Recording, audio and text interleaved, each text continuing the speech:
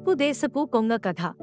తూర్పు దేశపు తీరాన ఒక్క చెట్టు, నా ఒక్క కొంగ నివసించేది. అయితే రోజు కూడా చెరువు దగ్గర నిలబడి తన ఆకలిని తీర్చుకునేది. సాయంత్రం మళ్లీ చెట్టులో నిద్రపోయింది. ఇళ్ల కొన్నాళ్లు జరుగగా ఒకరోజు కొంగకి ఆకలి వేసింది. చెరువులో నుంచుని ఏ చాపను తినాలా అని చూసింది. ఆ రోజు చెరువులో చాలా చేపలు, పీతలు, నత్తలు ఉన్నాయి. అయితే కాని ఆ రోజు కొంగ చాలా అసంతృప్తిగా ఉంది.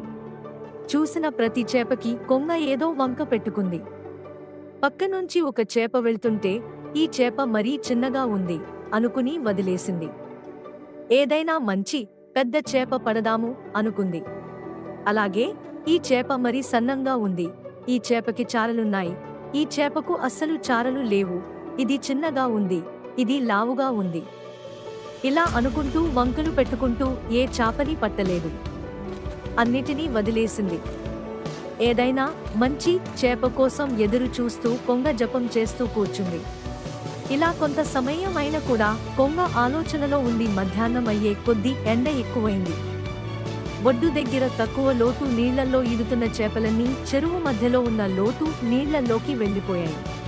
క్రమేపీ కొంగకి ఏ చేపలు కనిపించలేదు. ఆ రోజు కొంగ ఆకలిగానే ఉంది. చివరికి ఒక నత్త కూడా దొరకక ఏమీ తినకుండానే పడుకుంది. నీతి మనకు అనేక అవకాశాలు వస్తాయి. దేవునిలో మార్పు చెందదనికి అయితే చివరి క్షణం వరకు తెలియదు. టైం ఉంది లే అనుకుంటాం మనం. ఒకరి లూకా 16:22-23 చుచ్చుకుంటే పరిస్థితుల్లో మార్పు. అబ్రాహాము పక్కన ఉన్న లాజరు వాళ్ళ పరిస్థితుల్లో వచ్చిన మార్పును యేసు ఇలా వివరించాడు. కొంతకాలానికి ఆ అడుక్కునేవాడు చనిపోయాడు. దేవదూతలు అతన్ని తీసుకెళ్లి అబ్రాహాము పక్కన కూర్చోబెట్టారు. తర్వాత ఆ ధనవంతుడు కూడా చనిపోయి సమాధి చేయబడ్డాడు. అతను సమాధిలో వేదన పడుతూ తల ఎత్తి చూశాడు. అప్పుడు అతనికి దూరంగా అబ్రాహాము పక్కన ఉన్న లాజరు కనిపించారు.